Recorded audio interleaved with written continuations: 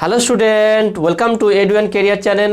তো প্রিয় ছাত্রছাত্রীরা, তোমাদের আমি বলেছিলাম যে ফেব্রুয়ারি মাস থেকে তোমাদের WBT এর সমাধান আমি নিয়ে আসবো। তো এডু অ্যান্ড কেরিয়ার চ্যানেলে তাই তোমাদের প্রথম ভিডিও আজ স্টার্ট করছি। প্রথম ফিজিক্যাল সায়েন্স ভৌতবিজ্ঞান স্টার্ট করে একদম প্রথম থেকে শুরু করে প্রত্যেক স্কুল করানোর চেষ্টা করব। তারপর সাজেশান যেগুলো আছে সাজেশানও তোমাদের করাবো। দেখে নাও বইটা হচ্ছে, এইটা হচ্ছে বই, দেখে নাও WBT এ। ওকে, WBT স্পেয়ার এই টোটালটা আমরা সমাধান আলোচনা করব। একদম প্রথম থেকে শুরু করবো। দেখেন 12 নম্বর পেজ।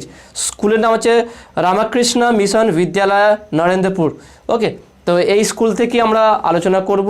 এখান থেকে টোটাল স্টেপ বাই স্টেপ যত স্কুল আছে প্রত্যেকটা স্কুলই ডিটেলসে পুরো নতুন সিলেবাস অনুযায়ী, নতুন যেমন সিলেবাস আছে, যেই সিলেবাসগুলো কমে গেছে সেইগুলো বাদ দিয়ে যেইগুলোর উপর তোমরা পরীক্ষা দেবে সেই সিলেবাসের উপর প্রশ্নগুলো নিয়ে পুরো ব্যাখ্যা সহকারে আমরা আলোচনা করব। আজকে দেখো লিখে নিই যে শর্ট কোশ্চেনটা আলোচনা করো, পেজ নাম্বার 12। ওকে, যাদের কাছে বই নেই তারা আমি PDF ফাইল দিয়ে দেবো, সেখান থেকে তোমরা ডাউনলোড করো, এইগুলো কোশ্চেনগুলো দেখতে পারো। ওকে, তো প্রথম যে কোশ্চেনটা আমরা আলোচনা করবো দেখে নাও। গ্রুপ এ লেখা আছে, গ্রুপ এ উপরে 1 নম্বর দেখো সঠিক উত্তরটি নির্বাচন কর। MCQ, প্রথম MCQ আছে, তারপর হচ্ছে ডান স্তম্ভ বাম স্তম্ভ আছে, তারপরে 1 নম্বর কোশ্চেন আছে, এগুলো সবই ডিসকাস করা হবে। তো প্রথম MCQটা দেখে না কি আছে। বায়ুমণ্ডলের সর্বনিম্ন উষ্ণতা হয়। বায়ুমণ্ডলের সর্বনিম্ন উষ্ণতা কোন মণ্ডল হয়? এখানে দেখানো দিয়েছে। প্রথম হচ্ছে কি ট্রপোপোজে ওজোন স্তরে, তারপর হচ্ছে মেসোপোজে, তারপর হচ্ছে স্ট্র্যাটোপেজে। তো সঠিক উত্তরটা হবে কি অপশান সি, মেসোপোজে। ওকে, অপশান সি। তাহলে একের অপশান সি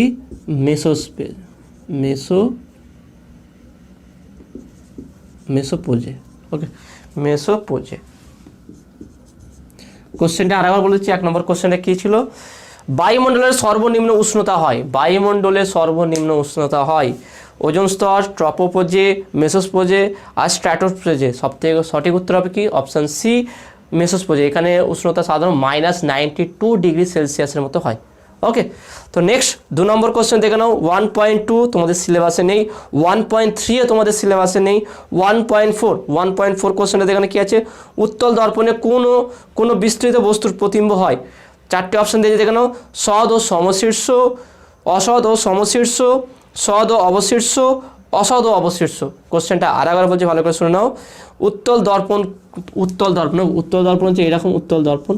তাহলে উত্তল দর্পণ দ্বারা যে কোনো বস্তু যে প্রতিবিম্ব তৈরি হয়, সেই প্রতিবিম্ব কী হয়?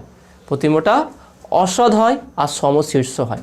তাহলে ভালো করে মনে রাখবে, উত্তল দর্পণ দ্বারা, উত্তল লেন্স দ্বারা না, উত্তল দর্পণ দ্বারা অসৎ প্রতিবিম্ব এবং সমশীর্ষ তৈরি হয়। উত্তল লেন্স দ্বারা কিন্তু সৎ প্রতিবিম্ব তৈরি হয়। তাহলে উত্তল দর্পণ দ্বারা অসৎ প্রতিবিম্ব এবং সমশীর্ষ প্রতিবিম্ব তৈরি হয়। তাহলে এখানে অপশানটা কোনটা হবে দেখে নাও, অপশান বি। তাহলে 1.4, এটা 1.4 এর সঠিক উত্তর হচ্ছে কি অপশান বি, অসৎ ও সমশীর্ষ। তাহলে এটা হবে কি সঠিক উত্তর, অসৎ আর সমশীর্ষ। নেক্সট কোশ্চেন দেখে নাও 1.5 এর কোশ্চেন দেখেন কি আছে। সরু লেন্সের আলোক কেন্দ্রগামী রশ্মির প্রতিসরণের রশ্মির চ্যুতি ও সরণ উভয় ঘটে। অপশানে আছে বি, চ্যুতি ঘটে কিন্তু সরণ ঘটে না, সরণ ঘটে কিন্তু চ্যুতি ঘটে না, চ্যুতি এবং সরণ কোনোটি ঘটে না।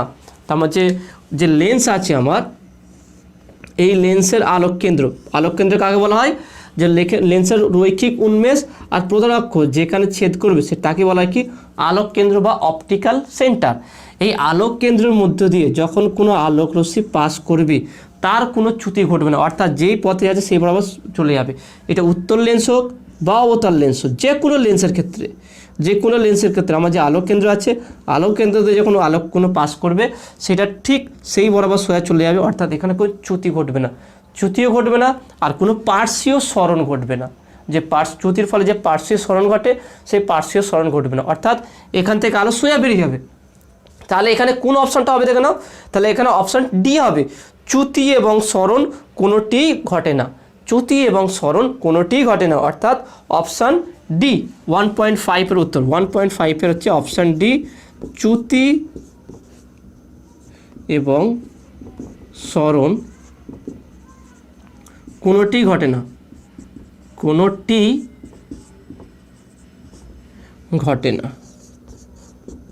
ওকে, তা চ্যুতিও হবে না আর পার্শ্বীয় সরণও হবে না। ওকে, তাহলে নেক্সট কোশ্চেন দেখো 1.6 এর নেক্সট কোশ্চেন কি দিয়ে দেখো, মুক্ত বর্তনীতে একটি তড়িৎ কোষের অপশান এ তড়িৎচালক বল লেস দ্যান বিভব প্রভেদ, অপশান বি তড়িৎচালক বল সমান বিভব প্রভেদ, তড়িৎচালক বল গ্রেটার দ্যান বিভব প্রভেদ, তড়িৎচালক বল অপশান ডি হচ্ছে লেস দ্যান ইকুয়াল টু বিভব প্রভেদ। তো এখানে সঠিক উত্তর হবে কি তড়িৎচালক বল ইকুয়াল টু বিভব প্রভেদ। যখন সার্কিট বা বর্তনী ওপেন অবস্থায় থাকবে সেখানে বিভব প্রভেদ এবং তড়িৎচালক বল সেম হবে, কিন্তু যখন বর্তনী ক্লোজ আকারে থাকবে, ক্লোজ সার্কিট অর্থাৎ ধরলাম কোনো একটা রোধ আছে, বাহ্যিক রোধ, সেখানে আমার ইএমএফ আছে, সেক্ষেত্রে হচ্ছে কি তড়িৎচালক বল সর্বদা বেশি হবে বিভব প্রভেদ থেকে, অর্থাৎ বিভব প্রভেদ কম হবে, তড়িৎচালক বল বেশি হবে। কিন্তু যখন একটা সার্কিট ওপেন অবস্থায় থাকবে, ওপেন অবস্থায় থাকলে ইএমএফ বা তড়িৎচালক বল এবং বিভব প্রভেদ দুটো সেম হবে। অর্থাৎ এখানে অপশানটা কী হবে দেখেন, অপশান বি, এখানে অপশান বি হবে সঠিক উত্তর। 1.6 অপশান বি হচ্ছে সঠিক উত্তর, হচ্ছে কি তড়িৎচালক বল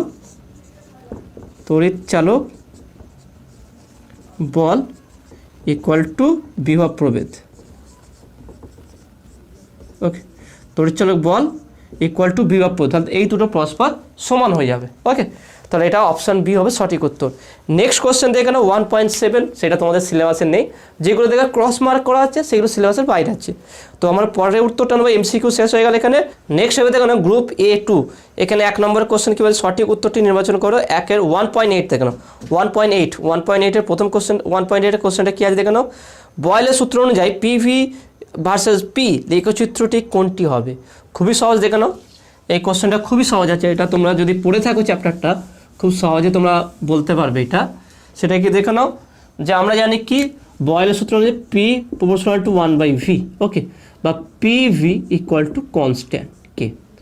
তাহলে পি যদি বলি P proportional to K 1/v, তাহলে আর পি আর 1/v বা পিভি যদি আমরা পিভি লেখচিত্র অঙ্কন করি সেটা এরকম হবে, কারণ এরা পরস্পর ব্যস্ত অনুপাতিক আছে, দেখো না পি আর ভি ব্যস্ত অনুপাতিক আছে, কিন্তু দেখো না পিভি কে সঙ্গে কি পিভি কি ইকুয়াল টু কি আছে, কনস্ট্যান্ট আছে। তাহলে আমি যদি পি ভার্সেস পিভি লেখচিত্র অঙ্কন করে দেখানো, তাহলে পিভি কার উপর ডিপেন্ড করছে কি, পিভি ভার্সেস কি আছে পিভি দেখানো ইকুয়াল টু কনস্ট্যান্ট, মানে পিভির মান যদি একটা ধ্রুবক হয়, ধরলাম পিভি ইকুয়াল টু 4, তাহলে 4ই থাকবে।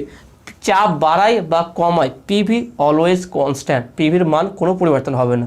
তাহলে পিভি যদি ধ্রুবক হয় তাহলে আমি পি এর মান যতই বাড়াক তাহলে পিভি অলওয়েজ কনস্ট্যান্ট, অর্থাৎ লেখচিত্রটা কেমন হবে, এইরূপ হবে। তাহলে এটা কত নম্বর অপশান আছে দেখে নাও, এটা হচ্ছে অপশান বি। অপশান বি হচ্ছে সঠিক উত্তর হবে। ওকে, পিভি যেটা মূল বিন্দু সরলরেখা আছে ওটা হবে না, কারণ ওটা হচ্ছে কি আমার যেটা যদি পি এর সঙ্গে সমানুপাতিক হয় তবে ওটা হবে। দ্বিতীয়টা দেখে নাও, পিভি ধ্রুবক হলে তাহলে স্ট্রেট লাইন হচ্ছে এটা এক্স অক্ষের সমান্তরাল, আর সি ওয়াই অক্ষের সমান্তরাল হবে না, এটা ভুল আছে, আর ডিটাও ভুল আছে। তাহলে অপশান বি হচ্ছে সঠিক উত্তর।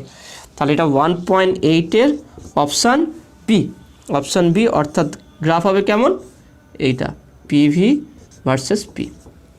যেহেতু পিভি আমার ধ্রুবক বয়েলের সূত্র অনুযায়ী, সেখান থেকে পিভি না ভি এর ওপর ডিপেন্ড করবে না পি এর ওপর ডিপেন্ড করবে, এটা অলওয়েজ কনস্ট্যান্ট থাকবে।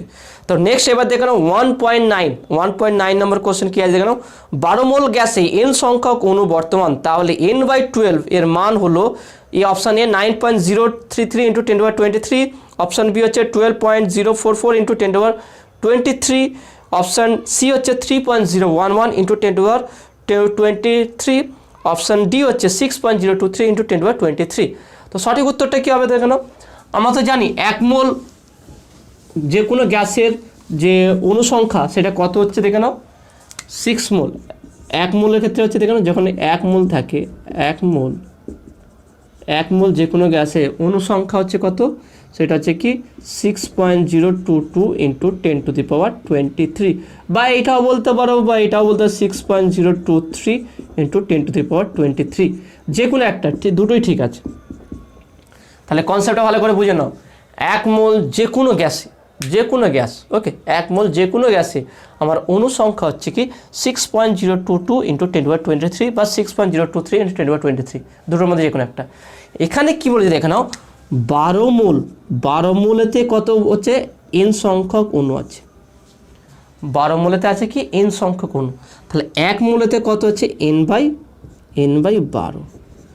তাহলে দেখে নাও ভালো করে, 12 মোলে আছে কত বলেছে দেখে নাও, 12 মোলে আছে কি n সংখ্যক অণু বর্তমান আছে, 12 মোলে আছে আমার n সংখ্যক অণু। তাহলে 1 মোলে কত থাকবে n/12। তাহলে n/12তে কত, n/12 এত অণু সংখ্যা আছে কার কতর মধ্যে, 1 মোলের মধ্যে। এটা হচ্ছে 1 মোল, এটা হচ্ছে মোল। ওকে, দেখেন 12 মোলে n, তাহলে 1 মোলে n/12। তাহলে 1 মোলে অণু সংখ্যা কত, 6.023 × 10⁻23, অর্থাৎ বলতে পারি n/12 = 6.023 × 10⁻23। তাহলে এত সংখ্যক আমার অণু আছে। তাহলে এখানে অপশানটা কী হবে দেখে নাও, এখানে অপশান ডি হচ্ছে সঠিক উত্তর। তাহলে এখানে অপশান ডি হবে কি সঠিক উত্তর। 1.9 হচ্ছে অপশান ডি, 6.022 × 10⁻23, এইটা হচ্ছে সঠিক উত্তর। কারণ 1 মোল গ্যাসের অনুসংখ্যা হচ্ছে 6.022 × 10⁻23। তাহলে 12 মোলে যদি n সংখ্যক থাকে, n/12তে কত থাকবে, তাহলে এই 1 মোলে যা হবে সেটাই, কারণ 1 মোল = n/12। তাহলে 1 মোলে যত সংখ্যক অণু থাকবে n/12তে তত সংখ্যক অণু থাকবে, অর্থাৎ 1 মোলে অণু সংখ্যা হচ্ছে 6.022 × 10⁻23। তাহলে n/12তে ওইটার সমান হবে। ওকে, তো আসলে তুমি এটা বুঝতে পেরেছো। নেক্সট কোশ্চেন দেখে নাও কী আছে। তাহলে এটা আমরা কত নম্বর কোশ্চেন আলোচনা করলাম, 1.9। তাহলে 1.10 সিলেবাসের বাইরে, 1.11 সিলেবাসের বাইরে, 1.12টা দেখো না কী আছে। 1.12টা একটু করে দেখাতে হবে অঙ্কটা। 1.12 কোশ্চেনটা কী বলেছে দেখে নাও। কোশ্চেনটা এখানে বলেছে কি 12 গ্রাম জল উৎপন্ন করতে কত গ্রাম হাইড্রোজেন গ্যাসের প্রয়োজন। 12 গ্রাম জল উৎপন্ন করতে কত গ্রাম হাইড্রোজেন গ্যাসের প্রয়োজন। আগে আমরা হাইড্রোজেন আর অক্সিজেন মিলে যে জল উৎপন্ন সেটা সমীকরণটা লিখে ফেলি। তাহলে H2 + O2 মিলে গিয়ে কী হবে, H2O। কীভাবে হবে সেটা আমার জানার দরকার নেই, এখানেও দেয়নি বের করতে, আমার শুধু কত হাইড্রোজেন লেগে সেটা বের করতে যেতেছে। তাহলে O2 আছে, এখানে 2 দিয়ে দিলাম, তাহলে 2O2 হয়ে গেল। এখানে 2 দিয়ে দিলাম, 2 × 2 = 4, 2 × 4 হয়ে গেল। এবার আমরা জানি কি হাইড্রোজেনের ভর সংখ্যা কত হচ্ছে কি, আণবিক সংখ্যা হচ্ছে 1, আণবিক ভর হচ্ছে 1, আর অক্সিজেন হচ্ছে কি 16। ওকে, অক্সিজেন 16। তাহলে এটা যদি আমরা বসিয়ে দিই এখানে, তাহলে 2 × 1, দেখে নাও এই 2টা বাইরে আসলো, H হচ্ছে 1 আছে, তাহলে H 2, H2 আছে, তাহলে 2 × 1, তাহলে = 2 × 2 = 4 গ্রাম। 4 গ্রাম হাইড্রোজেন, 4 গ্রাম হাইড্রোজেনে কত জল উৎপন্ন হচ্ছে সেটা আমরা বের করব। 2 × ভিতরে আছে দেখে নাও 2 × 1, ওকে, প্লাস 16, অক্সিজেন 16। তাহলে কত হচ্ছে 2 × 2 + 16, তাহলে 16, 17, 18, 2 × 18, তাহলে 18 দুগুণে কত 36। ওকে, 18 × 36 গ্রাম। তাহলে দেখে নাও 4 গ্রাম হাইড্রোজেন অক্সিজেন সাথে বিক্রিয়া করে 36 গ্রাম কি উৎপন্ন করছে, আমার জল উৎপন্ন করছে। কোশ্চেনে বলেছে কি 72 গ্রাম জল উৎপন্ন করতে কত গ্রাম হাইড্রোজেন গ্যাস লাগবে। তাহলে এখান থেকে বলতে পারি 36 গ্রাম জল উৎপন্ন করতে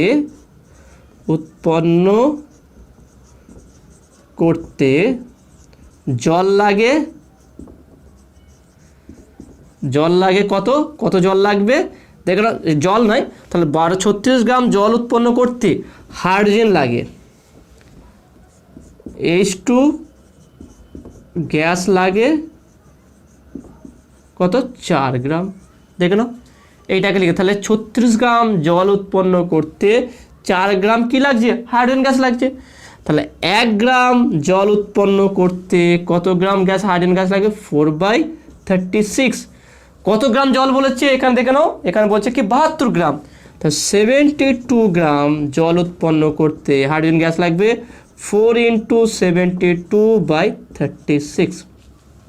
তাহলে কাটাকুটি করো, 36 দুগুণে 72, 36 দুগুণ গুণ করো 36, আর 2 গুণ করো 6 দুগুণে 72, থেকে 1 3 6 × 7 72, 36 দুগুণে 72, তাহলে কত 4 দুগুণে 8 গ্রাম। তাহলে কত হাইড্রোজেন গ্যাস লাগবে, 8 গ্রাম হাইড্রোজেন গ্যাস লাগবে। এখানে অপশান কি দিয়েছে, অপশান এ প্রথম অপশানটাই 8 গ্রাম বলেছে, দ্বিতীয় অপশান বি বলেছে 10 গ্রাম, অপশান সি 20 গ্রাম, অপশান ডি 16 গ্রাম। তাহলে সঠিক উত্তর কি, অপশান এ হচ্ছে সঠিক উত্তর। অর্থাৎ 8 গ্রাম লাগবে। দেখে না কীভাবে কষলাম, এইভাবেই আছে। তোমাদের রাসায়নিক গণনার উপরে স্পেশাল আমি ম্যাথ করে দেবো। তোমরা অনেকজনই কমেন্টে বলছো যে রাসায়নিক গণনার উপরে ম্যাথ করে দিতে, অবশ্যই তোমাদের করে দেবো, চিন্তার কোনো বিষয় নেই। আমি অলরেডি আলো চ্যাপ্টারের উপরে কিন্তু ম্যাথ কমপ্লিট করে দিয়েছি। রায় মার্টিন থেকে গাণিতিক সমাধান বলে সমস্ত গাণিতিক সমাধানই আমি কমপ্লিট করে দিয়েছি। তোমার সায়েন্স ভিডিও চ্যানেলে গিয়ে ওখানে দেখে নিতে পারো। আর চলত্রিশের উপরে প্রায় কমপ্লিট আছে, কিছু অঙ্ক বাকি আছে, সেটা আমি করে দেবো। ওকে, সেই জন্য অঙ্ক নিয়ে ভাবতে হবে না, আমি অঙ্ক সময়ের আগেই কমপ্লিট করে দেবো। আরও যদি কোনো চ্যাপ্টারের অঙ্ক বা কোনো কোশ্চেন থাকো সেটাতেও তাহলে কমেন্টে তোমরা জানাতে পারো। ওকে, তাহলে এখানে দেখেন আমরা 1.12 করে ফেললাম। নেক্সট হচ্ছে 1.13। 1.13-এ কী কোশ্চেন আছে দেখে নাও। নিম্নলিখিতগুলির মধ্যে কোনটি তড়িৎ বিশ্লেষ্য পদার্থ, কোনটি তড়িৎ বিশ্লেষ্য পদার্থ, অর্থাৎ তড়িৎ বিশ্লেষণ করা যায়, সেটা হচ্ছে কি প্রথম দেখে নাও। পাতিত জল হবে না, ইথানল এটাও হবে না, এটাও তড়িৎ অবিশ্লেষ্য পদার্থ। নেক্সট হচ্ছে ইউরিয়া হচ্ছে তড়িৎ অবিশ্লেষ্য পদার্থ। তারপর যে অ্যাসিটিক অ্যাসিড হচ্ছে মৃদু তড়িৎ বিশ্লেষ্য, তাহলে এটাই তড়িৎ বিশ্লেষ্য হবে। তাহলে সঠিক উত্তরে কী হবে? Option D. তাহলে 1.3, তাহলে আমরা যদি লিখি 1.3, তাহলে 1.3 সঠিক উত্তর কত হবে দেখে নাও। 1.13, ওকে, 1.13 সঠিক উত্তর কি? Option D, acetic acid.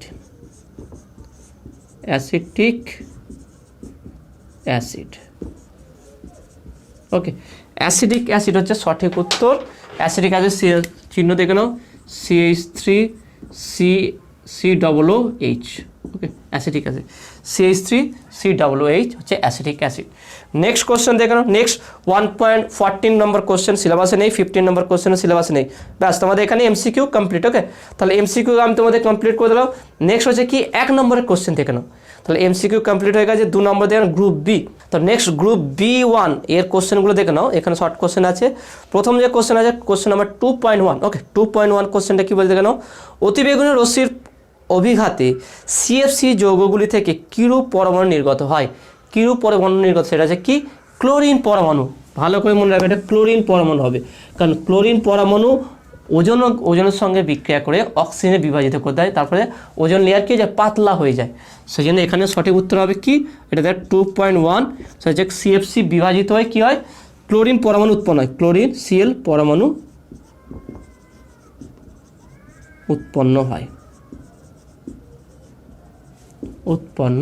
ওকে, তাহলে ক্লোরিন পরমাণু উৎপন্ন হয়।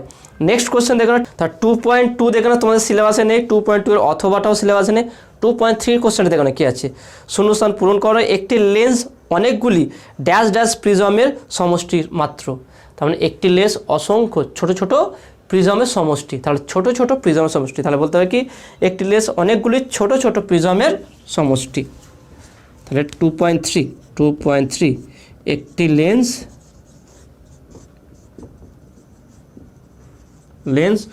অনেকগুলি, ওকে, অনেকগুলি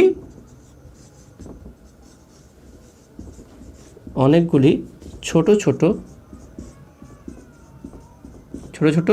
প্রিজমের,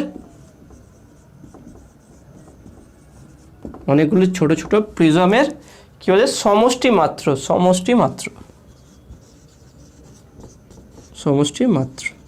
ওকে, তাহলে অসংখ্য দেখে নাও। যখন লেন্স এভাবে আঁকা হয়, এভাবে ছোট্ট ছোট্ট টুকরোতে ভেঙে নেওয়া হয়, অর্থাৎ এই ছোট একটা অংশ এখান থেকে এভাবে অংশ এভাবে ছোট ছোট টুকরোতে এরকম ভেঙে নেওয়া হয়। এটা হচ্ছে কি? লেন্স হচ্ছে কি? ছোট্ট ছোট্ট প্রিজমের অংশ। তো নেক্সট দেখো 2.4 এর কোশ্চেনটা কী বলেছে? ক্যামেরার কোন অংশ ফিল্মের আলোক সম্পাদের সময় নিয়ন্ত্রণ করে? যে ফিল্মে যে আলো পড়ছে, কত সময় ধরে আলো পড়বে সেটাকে নিয়ন্ত্রণ করা হবে, সেটা হচ্ছে কি? শ্যাটার। ওকে, সেটা কি হবে? শ্যাটার হবে। 2.4 শ্যাটার। ওকে, শ্যাটার কী করে? আলো কতক্ষণ ধরে আলো পড়বে সেই টাইমটা কন্ট্রোল করে থাকে। নেক্সট দেখে নাও। নেক্সট কোশ্চেন আছে কি দেখেন 2.4 এর অথবা। 2.4 এর অথবাটা দেখে দেখেন, স্বচ্ছ বস্তুর বর্ণের জন্য আলোর কোন ধর্ম দেয়? স্বচ্ছ বস্তুর বর্ণের, যে কোনো একটা স্বচ্ছ বর্ণ, জল, কাঁচ, যে বর্ণ আছে, এই বর্ণ নির্ধারণ কে দায়ী? এটা হচ্ছে কি, বা কোন ধর্মটা দেয়? সেটা হচ্ছে আলোর তরঙ্গ দৈর্ঘ্য। তাহলে এটা কি সঠিক উত্তর কী হবে এর? অথবাটা, ওকে, অথবাটা কী হবে? আলোর তরঙ্গ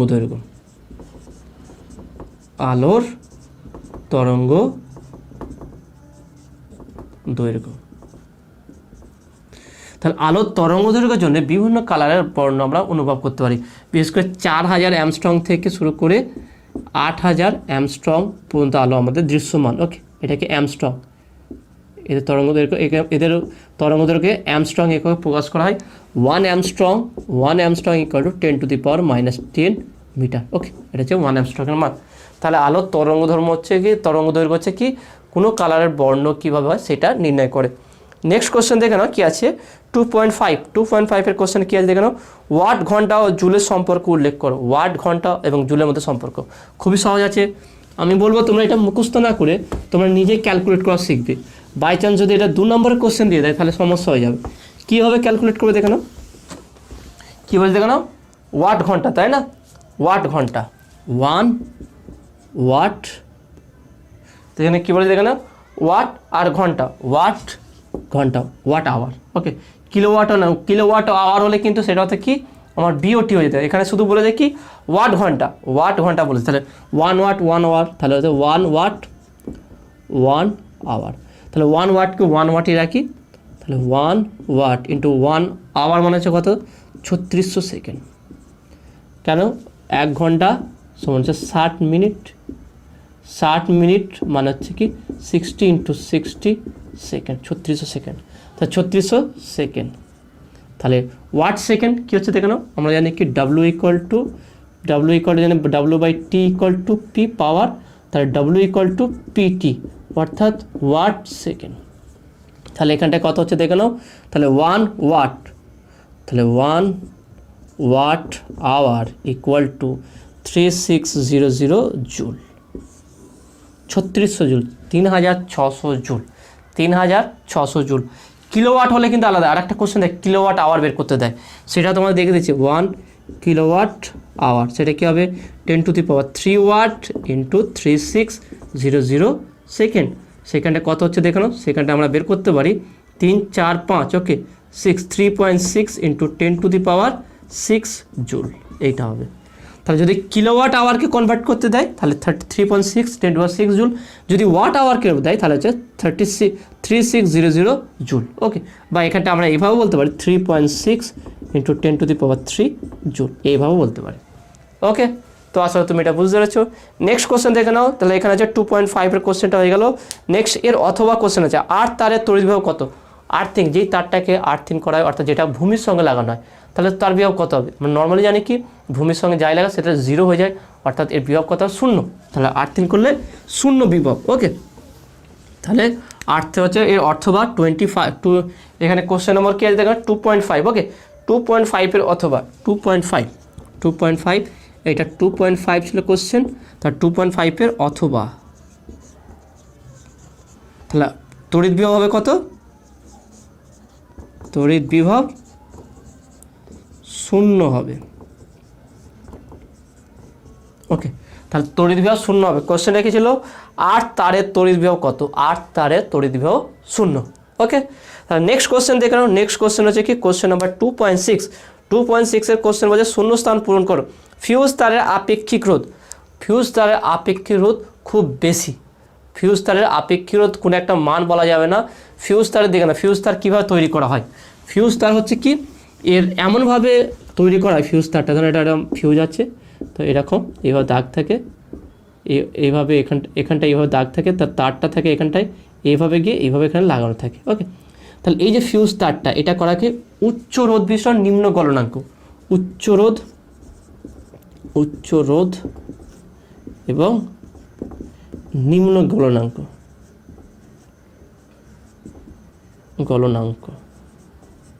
অর্থাৎ গলনাঙ্ক কম থাকে কিন্তু রোধ বেশি থাকে। তাহলে এবার আপেক্ষিক রোধ কী হবে, তাহলে এটা উচ্চ রোধ হবে, রোধটা বেশি হবে এবং গলনাঙ্ক কম হবে। ওকে, তাহলে এটা বলে দেবে। নেক্সট কোশ্চেন দেখে নাও 2.7 কোশ্চেন সিলেবাসে নেই। নেক্সট 2.8টা বাম স্তম্ভ ডান স্তম্ভটা আছে, বাম স্তম্ভ ডান স্তম্ভটা কী হবে দেখে নাও। বাম স্তম্ভ এবং ডান স্তম্ভ,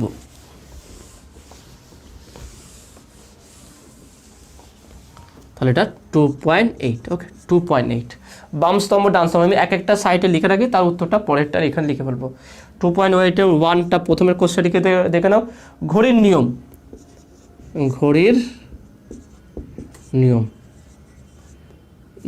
ওকে ঘড়ির নিয়ম। 2 নম্বরটা কি বলি দেখেন, ঘড়ির নিয়ম। তারপরটা হচ্ছে কি ফ্লেমিংয়ের ডান হস্ত নিয়ম। ফ্লেমিংয়ের ডান হস্তের নিয়ম। ফ্লেমিংয়ের কি বলেছে দেখে নাও, ডান হস্ত নিয়ম। ডান হস্ত নিয়ম। 3 নম্বরটা কি বলেছে দেখে নাও, ফ্লেমিংয়ের বাম হস্ত নিয়ম। ফ্লেমিংয়ের বাম হস্ত নিয়ম।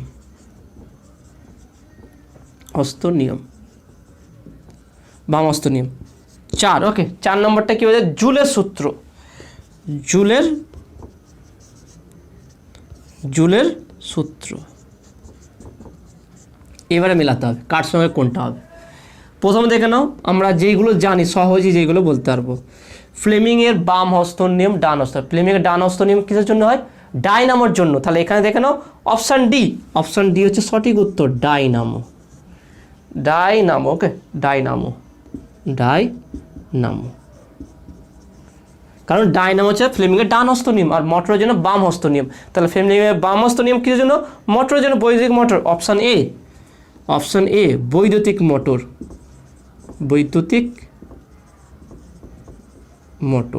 ওকে, বৈদ্যুতিক মোটরের জন্য মোটর। ওকে, নেক্সট দেখানো কি আছে, জুলের সূত্র কিসের জন্য হবে কেন, বৈদ্যুতিক হিটার। এটা আমরা তো জানি বৈদ্যুতিক হিটার হচ্ছে কি জুলের সূত্রতে কাজে লাগে। জুলের সূত্র প্রয়োগটা হচ্ছে বৈদ্যুতিক হিটার, বা আরও আছে নাইক্রোম তার দিয়ে আরও যে জল গরম করার হিটার, এইগুলো সবই, বা আয়রন, এইগুলো সবই কি জুলের সূত্রের প্রয়োগ। তাহলে এটা কি হবে, অপশান দেখে নাও, অপশান সি। এটা হচ্ছে কি বৈদ্যুতিক হিটার।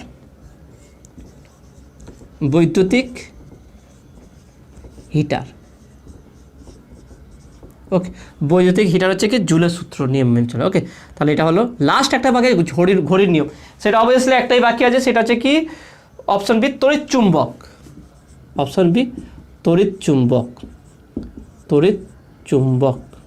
ওকে, তাহলে এটা হচ্ছে কি আমার ঘড়ির নিয়ম। ঘড়ির কাঁটার ক্লকওয়াইজ অ্যান্টি ক্লকওয়াইজ আমরা করি না, তাহলে তড়িৎ চুম্বক হচ্ছে কি ঘড়ির নিয়ম। তো নেক্সট এবারে দেখো না, আমরা গ্রুপ বি 2-তে যাবো। গ্রুপ বি 2-তে দেখো না সবই সিলেবাসের বাইরে আছে, শুধু একটা কোশ্চেনই আছে, সেটা হচ্ছে কি 2.9 দেখে না, এটা পর্যায় সারণী থেকে কোশ্চেনটা দিয়েছে। কোশ্চেনটা কী বলে দেখে নাও, হ্যালোজেন মৌলগুলির ক্রমহ্রাসমান ইলেকট্রন আসক্তির মান অনুসারে সাজাও। মানে ইলেকট্রন আসক্তির ক্রমহ্রাসমান, যার আসক্তি কম আছে। তাহলে এটা দেখে নাও, হ্যালোজেন মৌলগুলো বলতে আমরা কী বুঝি, ক্লোরিন, ব্রোমিন, ফ্লোরিন, আয়োডিন। তো এর মধ্যে দেখে নাও সব থেকে ইলেকট্রন আসক্তি কার বেশি, সেটা হচ্ছে কি ফ্লোরিনের। এখানে বলেছে দেখে নাও ক্রমহ্রাসমান। তাহলে সব থেকে দেখে নাও এটা 2.9 অ্যান্সার কী হবে দেখে নাও। তাহলে ফ্লোরিন সব থেকে বেশি, fluorine, chlorine, bromine, iodine. Chlorine, bromine, iodine. তো সব থেকে ইলেকট্রন আসক্তি কম আছে এটা, তাহলে সব থেকে বেশি হচ্ছে তাহলে ক্রমহ্রাসমান। এটা হচ্ছে ক্রমহ্রাসমান order. Fluorine greater than chlorine, greater than bromine, greater than iodine. Okay, তাহলে ফ্লোরিন, ক্লোরিন, ব্রোমিন, আয়োডিন। তাহলে এইটা হচ্ছে হবে তার ক্রমবর্ধমান হিসাব, ক্রমহ্রাসমান হিসাবে ফ্লোরিন, ক্লোরিন, ব্রোমিন, আয়োডিন। তো সব থেকে ইলেকট্রন আসক্তি কম হচ্ছে আয়োডিনের, সব থেকে ইলেকট্রন আসক্তি হচ্ছে কি ফ্লোরিনের। ওকে, তো নেক্সট দেখে নাও, এর অথবা একটা কোশ্চেন আছে। অথবা কোশ্চেনে কি, নিম্নলিখিত মৌলগুলিকে ক্রমবর্ধমান আয়নীয় বিভব অনুযায়ী সাজাও। ক্রমবর্ধমান অর্থাৎ সব থেকে হচ্ছে কি আয়নীয় বিভবটা কার বেশি, এর অথবা। ওকে, কি দেখে যান, এন, নাইট্রোজেন, অক্সিজেন, ফ্লোরিন। সব থেকে হচ্ছে কি কম কার হচ্ছে অক্সিজেনের, অক্সিজেন লেস দেন, তারপরে কি হচ্ছে নাইট্রোজেন, তারপরে লেস দেন ফ্লোরিন। এইটা হচ্ছে সঠিক উত্তর। এটা হচ্ছে ক্রমবর্ধমান, মানে এটা কম, সব থেকে কম, এটা হচ্ছে বেশি। ওকে, তাহলে oxygen less than, nitrogen less than fluorine. তাহলে এটা হচ্ছে ক্রমবর্ধমান আয়নীয় বিভব। তাহলে আয়নীয় বিভব সবথেকে বেশি হচ্ছে কি ফ্লোরিনের, সবথেকে কম হচ্ছে এখানে অক্সিজেনের। তাহলে যেহেতু এখানে 3টে দিয়েছে দেখে নাও, NOF। ওকে, NOF দিয়েছে, তাহলে এখানে আয়নীয় বিভব কম হচ্ছে অক্সিজেনের, তারপরে নাইট্রোজেন, তারপর হচ্ছে ফ্লোরিন। সবথেকে বেশি ফ্লোরিনের, সবথেকে কম হচ্ছে অক্সিজেনের। ওকে, তো আসলে তুমি এটা বুঝতে পেরেছো। তাহলে দেখে নাও আজকে টোটাল তোমাদের পেজ নাম্বার 12 ফিজিক্যাল সায়েন্সের সব MCQ শর্ট কোশ্চেন সবই আলোচনা করে দিলাম। যেই কোশ্চেনগুলো ডিসকাস করলাম, যেইভাবে ব্যাখ্যা আকারে বোঝালাম, সেটা তোমাদের কেমন লাগলো অবশ্যই সেটা তোমরা কমেন্টে জানাবে। ভালো লাগলে অবশ্যই ভিডিওতে লাইক দেবে, আর বেশি বেশি করে বন্ধুর সঙ্গে শেয়ার করবে, আর যদি এখনও পর্যন্ত চ্যানেল সাবস্ক্রাইব না করে থাকো অবশ্যই এডু অ্যান্ড কেরিয়ারটাকে সাবস্ক্রাইব করবে এবং পাশে থাকা বেল আইকনটি প্রেস করবে। তো দেখা হবে নেক্সট ভিডিওয়। Have a nice day.